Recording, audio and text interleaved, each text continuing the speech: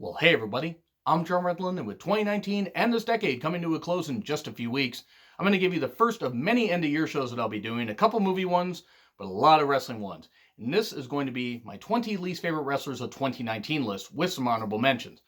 Want to make mention though, any of the people I talk about here and rant about whatever, however angry I get or just however I get, however I feel about their characters, they are tougher than I will ever hope to be. As a wrestling fan, I have to at least give them the respect that they have beat their bodies up, they work hard, they travel and, wrestle all over the world in whatever company because they love it. Okay, I can recognize that. And, wrestling's not an easy business, and as a wrestling fan, I have to give them that respect. However, putting that aside, some of them are pieces of shit, and that's why I mentioned them on here. Some of them have horrible gimmicks or horrible characters or just annoy me when they're on TV, and not annoy me for the right reasons. Like, oh, I want to see them get beat up. Like, no, I don't care if they get beat up because I don't find them interesting, and that's really what it comes down to. Or their gimmick, or just a variety of reasons, or they just bore me to tears. That's what it could just come down to. So, that being said, let's run through the honorable mentions really quick. Now, are there people I forgot? Sure. There's a comment box. Please feel free to tell me that I'm wrong, because it's just my opinion. It's just my opinion, and you guys can put your own list down there. I would love to know a top 5, 10, 20, maybe just keep it to a top 20. But I would love to know in the comments what you guys have to say. You guys are awesome, and I always love talking to you guys. So anyway, let's start with the honorable mentions. Forgotten Sons, who I recognize are very good wrestlers, but I don't care about the gimmick, and I find them boring. My brain turns off whenever I see them. Tamina, why is she still there? Oh, she's Jimmy Snuka's daughter. Because she's not any good in the goddamn ring. She spent more time on the sidelines than Rey Mysterio did from 2006 to 2014 before he left. And then we have Nia Jax, who I hope does recover from the double knee surgery she had to have right after WrestleMania 35. I really hope that, because she deserves to have a healthy life. But as far as a wrestler, I hope she's never allowed back in the goddamn ring again, because she's terrible. She's fucking terrible. And that Men's Royal Rumble appearance notwithstanding, I just think she's fucking rotten. And should not be in the ring ever again. Did I mention that? Jinder Mahal. He got to come back to WWE after not having a very good gimmick when he left the first time, and got to work on the indies, and then got to come back, and he transformed his body however he did it. I'm not saying, just saying. But he got to be WWE champion, live his dream. Great. He was a terrible WWE champion. One of the worst in history. Is he one of the worst world champions ever? Considering how many bad world champions there have been all over the world, he might not even be top 10, but as far as like the reign he had, it was shit.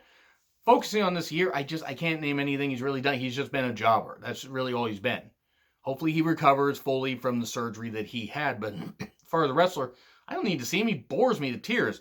Leva Bates and Peter Avalon. Leva Bates, she was better as Blue Pants, because now seeing her in AEW and actually working, if she's able to work, she's sure as fuck not showing it. And Peter Avalon is just boring as fuck. So now we get on to number 20, Kenta. Even though Kenta was involved in one of my favorite moments in New Japan when Shibata came back at the G1 Climax Finals and attacked Kenta after he turned heel on Tomohiro Ishii and Yoshihashi.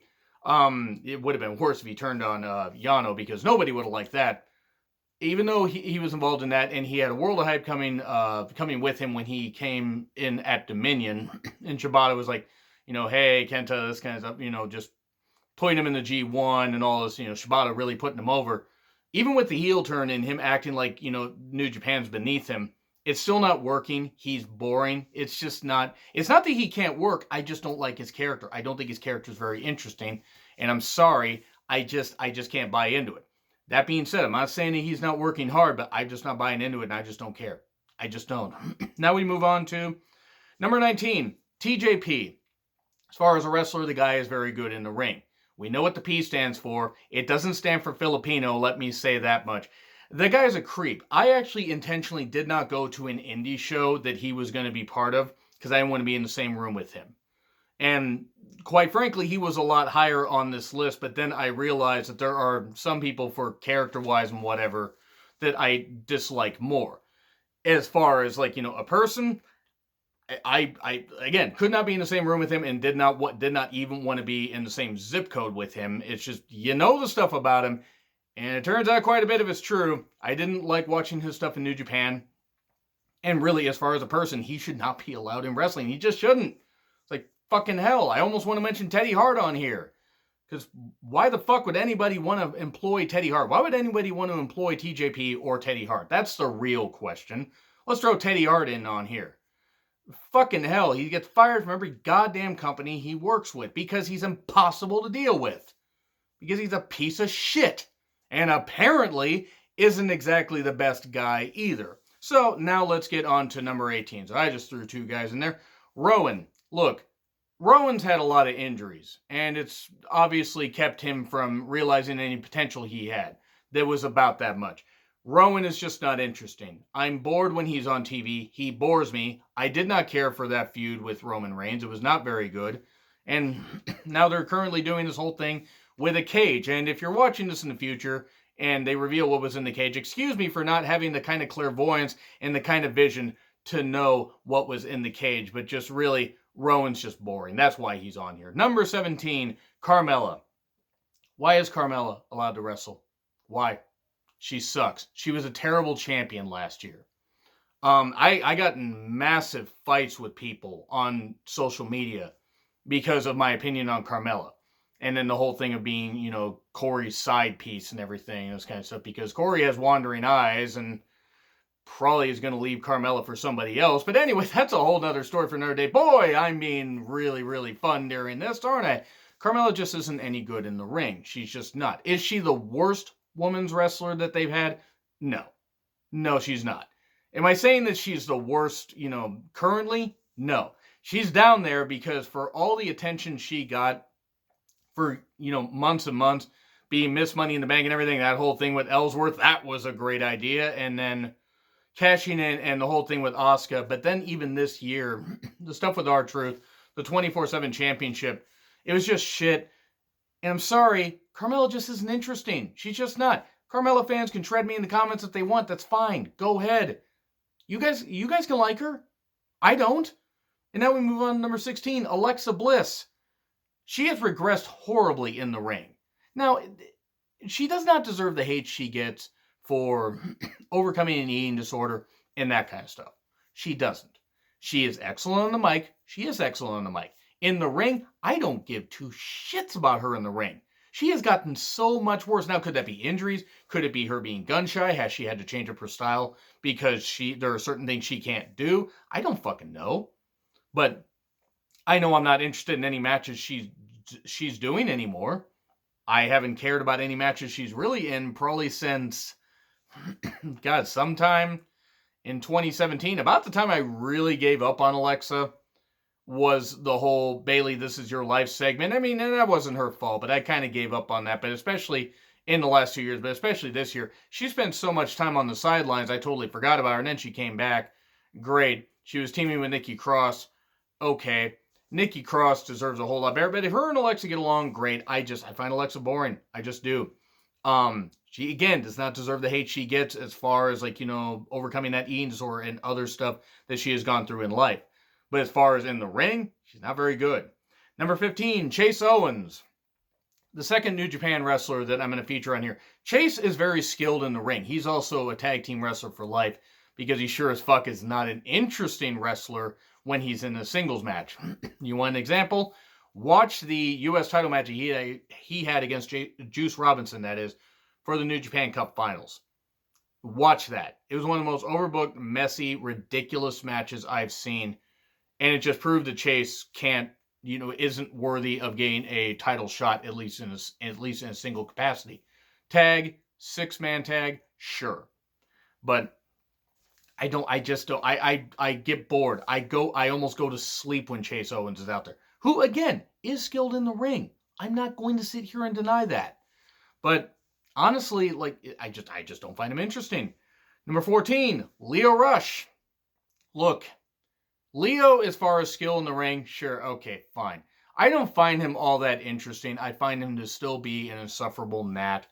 People seem to like him. That's okay. It has less to do with the Emma tweet, that stuff a couple years ago. More to do with the Lashley stuff, where it didn't do anything for Lashley. Did it make Lashley any more hated? No, it just made me want to turn the TV off. But I watched so you don't have to, so I kept the TV on. Just Leo's doing some good stuff as a Cruiserweight champion, at least currently.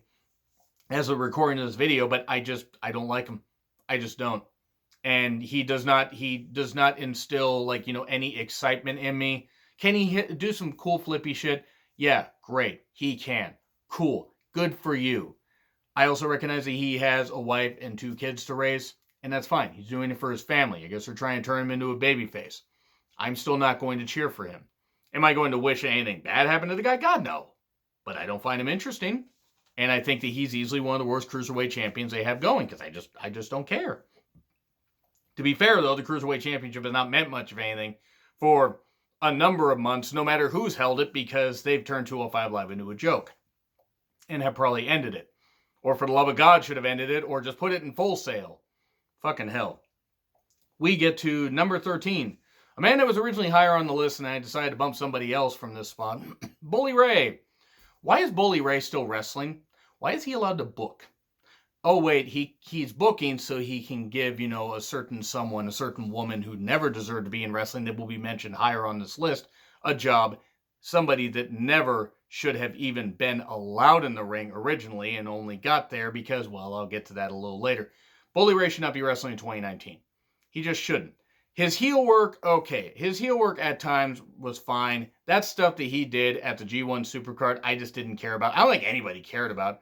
And Ring of Honor, unfortunately, despite some of the talent they have, has been a wasteland. Now, whether that's him, whether that's his booking, or that's Sinclair being goddamn jackasses and releasing Kelly Klein and a whole bunch of others, that's a great thing. Release your women's champion, or let your women's champion go and not renew her contract. While she's dealing with post-concussion issues, good job, Sinclair. Bunch of right-wing morons. But anyway, Bully Ray he's a terrible booker, and I don't care. I don't care what he says on his radio show. He's been in wrestling for way longer than most people on this list. That doesn't mean that he's any good at it. And his peak was being a heel in Impact Wrestling when he actually was one of the best parts of that. But honestly, as a tag team wrestler, he was good. As a singles wrestler, he had one hot year in Impact, because his stuff in Ring of Honor, not very good. In my personal opinion, if you guys like his stuff in Ring of Honor, that's fine. So now we move on to number 12, Seth Rollins. The man lost a Twitter war with Will Ospreay, and I love Will Ospreay, but do you know how fucking brainless you have to be to lose a Twitter war to Will Ospreay, who has said plenty of controversial shit as well? Seth Rollins, incredible in the ring. Cannot take that away from him.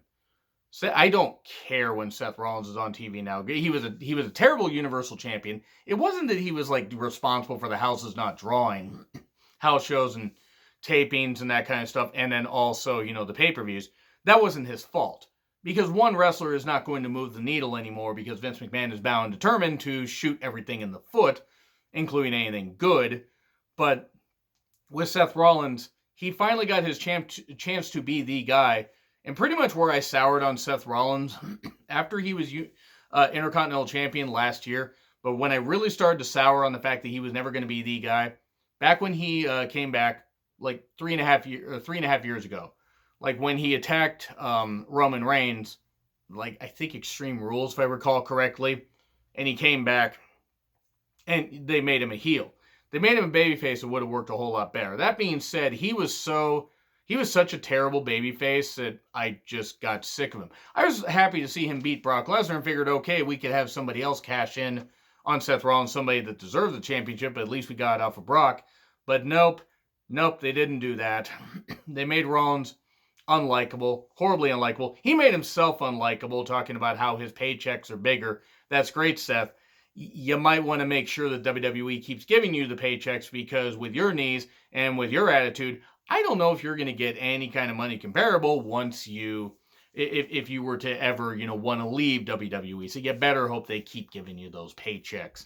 And you better hope that, Becky Lynch will keep banging you, Mr. Small Package. But anyway, yeah, Seth Rollins, he's up on this list mainly for just how he is. Now, is there a lot of hate that he got unnecessarily? Yes. I will not deny that. It was not his fault that the Hell in a Cell match was absolute bullshit. The Hell in a Cell match with The Fiend. That being said, the man didn't endear himself on Twitter well before that. And really, quite frankly, maybe isn't the guy. He can be he can be like a top guy for a little bit, but he isn't a guy you can build a company around. He's just not. Now we move on to number 11, the Dark Order. The instant I saw this gimmick, I was like, I hate it. You got, Evil Uno and Stu Grayson. Stu Grayson at least kind of looks decent. Evil Uno, I don't know. The team, I don't care about them. Apparently they worked in Ring of Honor a number of years ago, and which I wasn't aware of because I haven't kept up on a ton of Ring of Honor, so I do apologize if my knowledge of Ring of Honor is a little bit limited. Please let me know how they were in the comments if you would like. But the instant they showed up, I go, cool. It's the Final Sacrifice cultists. They're a cult. They worship blue oysters. This hood wicks moisture from their face. I could keep going with these if I want to. Well, they try working out, but it gets hard.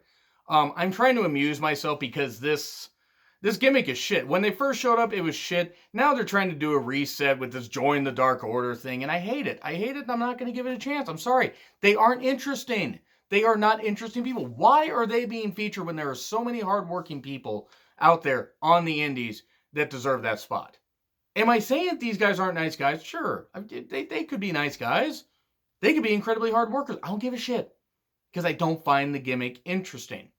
That's what it comes down to. Now we move on to another double dose. So really when I think about it, this actually should be more like a top 20-ish because I'm lumping two people in on a couple of them. Number 10, here's where the controversy starts because I know there are people that watch that like these two. Jessamyn Duke and Marina Shaffir. I sure as fuck hope that Marina Shaffir is a less clumsy mother than she is a wrestler because holy fuck, they better put that kid in a goddamn football helmet and bubble wrap and that kind of stuff. Anyway, I'm sorry. That's a bit mean. I don't care.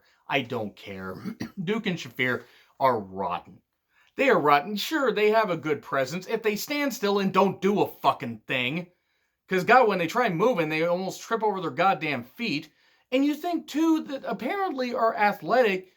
Not everybody can do wrestling. And maybe these two are just meant to be bodyguards and not get in the ring. Because every time I've seen them in the ring, they had that match, it was a while ago a number of weeks ago, where Tegan Nox and Dakota Kai had just come back from their respective knee injuries, and they worked with Duke and Shaffir, and it was rotten. Because Duke and Shaffir can't work. They can't fucking do anything. Shayna, who, even now, and I was shitting on Shayna at this time last year. And I admit that. I was. Last year, especially 2 years ago when she made her debut, but especially even last year. But she was starting to win me over. Shayna has at least won me over because I'm seeing it working with her. I'm not seeing it working with Duke and Shaffir, who apparently have been training at the Performance Center for a while. Wrestling is not easy to learn. If it was easy to learn, everybody would do it. Like some idiots that I'm going to mention on this list a little bit later. But anyway, Duke and Shaffir just aren't any good. They aren't. They aren't interesting either. I see them out there and I call them Shayna and the OGs. Like, oh geez, these two. Cool, they might get better. Maybe they'll change my mind. I fucking doubt it because they haven't gotten any better to this point, but who knows? Now we move on to number 9. Brandi Rhodes. Her match with Allie made me question why AEW had a women's division. And I know that's going to sound really controversial because Nyla Rose, Britt Baker, Bea Priestley, I'm going to mention Bea Priestley, Hikaru Shida, Riho, even though I think Riho shouldn't be champion. I have my reasons for that. Yuka Sakazaki, they have Aja Kong, Awesome Kong, but they have a bunch of women that have some good potential. Shanna, Chris Statlander, people they signed recently. And Allie. And Brandi had a match against Allie, and it was fucking rotten. I give Brandi Rhodes credit for coming back from what I believe is a broken collarbone. She actually had to have metal put in there because of just the severity of the injury. Okay. Fine. Credit for that. She's fucking terrible in the ring, and now she's fucking realizing that she shouldn't be in the ring because now she's a manager. The problem is she's a goddamn charisma vacuum that should not be doing anything on the mic either. Is she a nice person? I'm sure she is. Keep her behind the scenes. Some people should be heard, or not heard, or seen. They should just have, their opinions fleshed out in, on screen. And apparently Brandi Rhodes does not book the women's division. You could have fooled me, given the fact that, she's out there with Kong, which, okay, Kong needs a manager. Get somebody with some charisma and with some presence and that doesn't generate more heat than Stephanie McMahon. Stephanie McMahon at least has a background in being on TV as a personality. Is Brandi Rhodes the worst thing to happen to women's wrestling or the worst thing to happen to women's segments? No. But I certainly don't understand why she ever thought getting in the ring was a goddamn good idea. Credit to her for trying, in all honesty.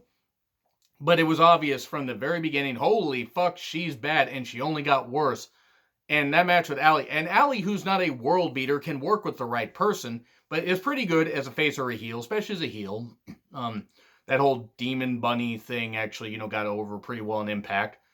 It just, unless she's working with somebody that's on her skill set, on her skill level set, or a little bit higher, it's going to be a bad match, and it was a bad match. And that got 11 pissing minutes, and I'm going to talk about that in my worst matches of the year list. But now we're going to move on to number 8. Oh boy, Angelina Love and Velvet Sky. Angelina Love and Velvet Sky's gimmick peaked at about, 2009? The Beautiful People thing, which, by the way, was just a ripoff of Mean Girls, was just a ripoff of stuff, and Lay Cool was a ripoff of that, let's be honest. I love Layla, and I sort of respect Michelle McCool in the ring, but that was a ripoff of The Beautiful People, and The Beautiful People was a ripoff of other stuff, but still, it was a good gimmick for back then. That was 2009, and then Ring of Honor brings them in 2019. What the fuck? Why?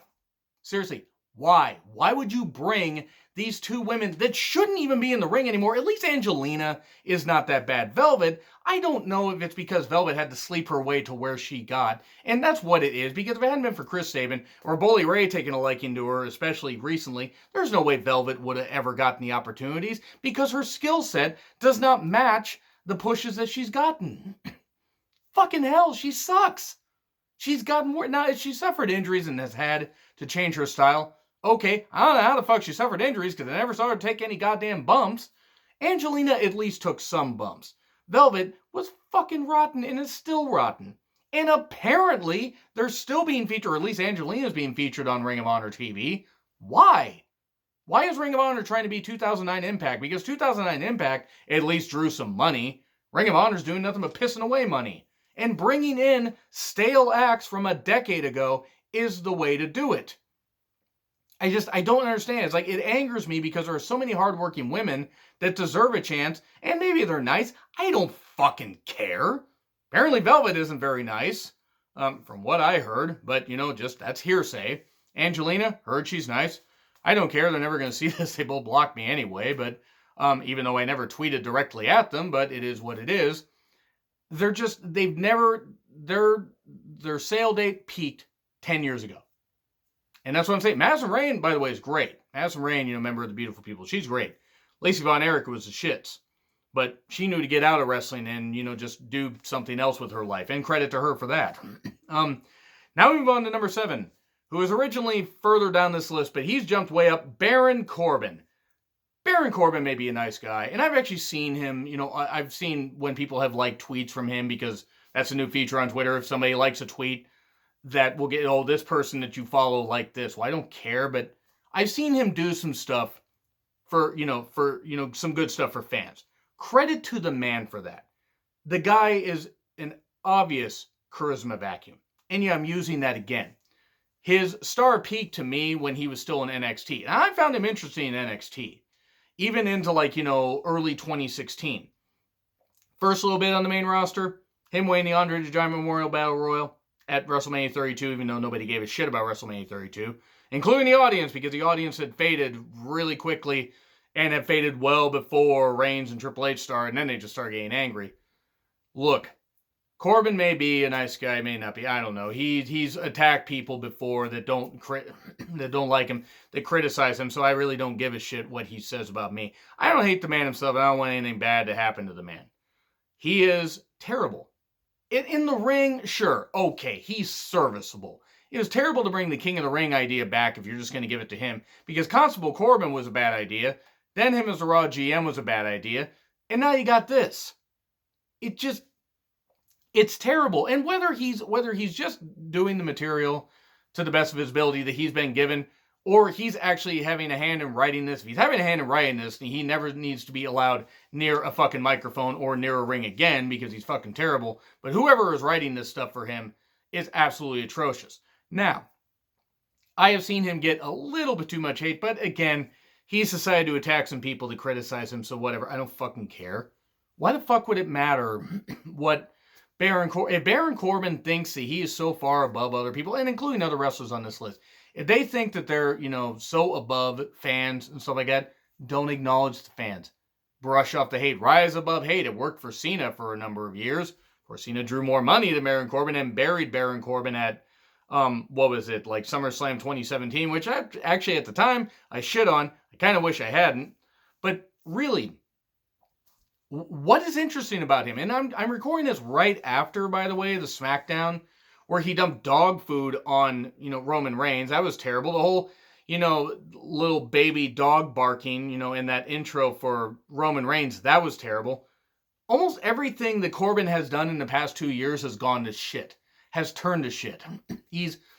Thank God he never successfully cashed in the, Money in the Bank contract a couple years ago, because fucking Christ, him is WWE champion. Actually would have been worse than Jinder. I'll just say that right now. Because at least with Jinder, I could try to see, I could kind of see what they were trying to do, but Corbin is terrible. He's fucking terrible, and he doesn't generate good heel heat, in my opinion, and in the opinion of a lot of people. If you think he generates good heel heat, fine, cool. I don't care. I don't care, because I'm not going to try to change your opinion. But he's terrible. Fucking sucks. And God forbid if they give him any kind of push in 2020. He has proven that he cannot do anything, without annoying fans to the point where, like, the ratings are dropping or the ratings marginally increase. Congratulations, they're at the rating level that they were on UPN years and years ago. They're on Fox. They need more. And fucking Christ, Corbin ain't helping SmackDown be watchable. Neither are a lot of people, but Corbin's a big reason why it's not really all that watchable. But again, I watch so you don't have to. Number 6, Joey Janela. I'm going to keep this brief because I've made it clear in the past how I feel about Joey Janela. I've seen him twice live. I did see him at All In, that match with him and Adam Page, and it wasn't very good. I'm glad that Janela did suffer a broken leg. I want to say it was either sometime before that, and that was his comeback match or something. But I know he had suffered a broken leg, and I felt bad for the guy. And okay, look, he does a lot of stupid shit and is an untrained wrestler and really does a lot of hardcore bullshit that he really shouldn't be doing. But that's all he really can do. I'm glad that he recovered from that broken leg, in all honesty. But that match with Hangman Page was pretty much his peak. And it was a little scary. And that was, about 15 months ago. He's not any good. I've seen him twice live at Defy shows. Saw him against Tama Tonga, and Tama Tonga's actually pretty damn good. And he made that match much more passable because he's a genius and he's really fucking good and just really amazing. Great tag team wrestler, great singles wrestler. I saw Joey at another show, a Defy show, I believe, in September. I'm sorry, I don't see it. There are people that like him. There was a fan that was dressed up like him. Pretty damn accurate, accurate representation. He has a lot of fans. And that's fine. I don't like him. I don't see the appeal. I don't think that he's any good.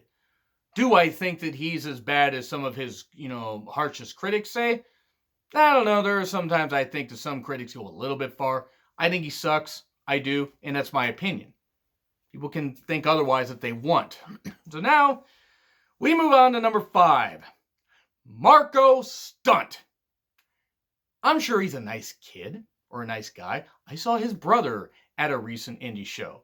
His younger brother. Apparently the dad is only capable of producing pint-sized human beings because he's got some kind of medical condition or something. Or maybe, I don't know, he has sperm brought from the land of Oz and it can only produce the Lollipop Guild. I don't fucking know. Marco Stunt in a wrestling ring is an embarrassment. As a performance, it's an embarrassment. It's pretty much crippled the tag team division that they had. The Lucha Bros took forever to recover from that. After having that match against Jungle Boy and Marco Stunt, which, by the way, Jungle Boy, got nothing against Jungle Boy. He's great. And he will get better. Marco Stunt, the fact that he's used there, if he was used in a comedy spot, okay.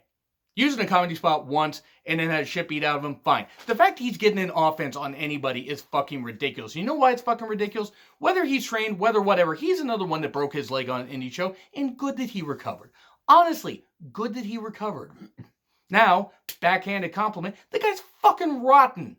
And it's shameful. It embarrasses me to watch him in the ring. He is one of the reasons why AEW is going to need... He's the reason why some people laugh at AEW. Now, WWE has done a lot of stupid shit over the years. And I'll get back to Marco Stunt here in a bit. But WWE's done a lot of stupid shit over the years. They've also been around a lot longer. AEW is a brand new company that has had a few pay-per-views and now has been on TV for 10 weeks. 9-10 weeks. And Marco Stunt, who they're presenting, really? Really? You want to present this stupid little child in the ring, who may be a nice kid, maybe a nice guy. I don't fucking care. Tony Khan might as well just, the Tony Khan gift, the best gift to represent him might as well be either the two guys in the cartoon shoveling the money into the fireplace or the Joker, Heath Ledger's Joker, setting fire to this giant pile of money. Because that's what he's doing with Marco Stunt. Marco Stunt is an embarrassment as far as a wrestler. As a human being, I'm not going to say he's an embarrassment. But I find it shameful that he's in there. Now, I know there are people that disagree. There are people that comment on my videos that like him. That's fine. He has his fans. I don't fucking get. I fucking hate that he is employed by a major wrestling company when there are people working way harder on the indies for way less that would love to have that spot. They would love to have a roster spot with AEW, but no, we need to give it to a little kid so he can live out his dream. And it's fucking shameful. It's embarrassing. Marco Stunt is an embarrassment to wrestling as far as in the ring. Human being? No. Number 4, Orange Cassidy. Why does this guy have fans? I don't get it. Now, there are some fans here. There are some fans that have said, well, watch this match with this, and this, and this. Okay, maybe I'll watch that at some point. If you guys have some Orange Cassidy matches you would like me to see, list them. You don't have to send me links. List them in the comment. List them in the comment. I will make sure to seek those out. If he can impress me with something, fine. You know what's impressed me with what he's done in AEW? Nothing. Because he can't fucking do anything, apparently, except do little shin kicks and do the dives with his hands in his pockets. Which, okay, great. He can do a dive with his hands in his pockets. Why? It's not entertaining. If WWE did the shit with Marco Stunt and Orange Cassidy, that AEW is doing, people would fucking kill them. And rightfully so. They would rightfully kill them. Because it's dumb. It doesn't serve a purpose. Some people find Orange Cassidy entertaining, that's fine. There are some people, there's a fellow YouTuber that I talk to that I know likes Orange Cassidy, and that's fine. I'm not going to fault any fans for liking him, even though I started off with why does he have fans? That was a bit harsh, because everybody likes something different. However, I'm not going to take back what I say. I am embarrassed by Orange Cassidy being there. Whenever Orange Cassidy's out there, I get angry. And I get angry because I think back to the same thing about Marco Stunt. Other people deserving a much more praise should be in a roster spot like that. In a spot where they could be featured. But no, instead we're doing this. And if it's going somewhere, it's not going, it's spinning its goddamn wheels. It's fucking shameful. And I can't fucking stand the fact that he is on AEW TV and doing this when it's not funny. People pop for it. Great.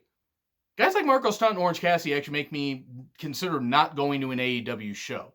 I'm not going to any WWE shows in 2020 or maybe even after that because of A, cost, and also I don't want to, put money towards a product when they're not going to put the effort in besides the network price. But I don't know if I want to go to an AEW show if they're going to feature shit like this, even though they have some great talent. And a couple people that I've seen on indie shows and have met. Some of the nicest people I've met. But fucking hell, Marco Stunt, Orange Cassidy, I could just lump them here on the same spot. Anyway, number 3, Randy Orton. He said the N-word on the Twitch stream. Why did nobody say that Randy Orton was a terrible person? Or why did nobody raise enough noise like they did with Cornette? And I agree. Cornette had to go. I agree with that. Why did nobody raise as much of a stink with Randy Orton? Oh, right. Because, he was drunk. Being drunk doesn't make you racist, you dumb sons of bitches. Fucking Christ. Yes, Orton is skilled in the ring. When he wants to be. He hits a great RKO. The Diamond Cutter's better, and it will always be better. But he said the N-word on a Twitch stream. I really don't know what else you want me to say in regards to that. That's part of the reason why he's on here. He probably would have been top 5 anyway. But that. Oh, he instantly regretted it. Well, he shouldn't have fucking been drunk on a Twitch stream. Maybe he needs to realize that's a goddamn hateful word. Anyway, Number 2, Sami Callihan, current Impact World Champion. I was going to put Joey Ryan on here, but I've actually met Joey Ryan a few times, and, I don't care for his work necessarily. But, you know what?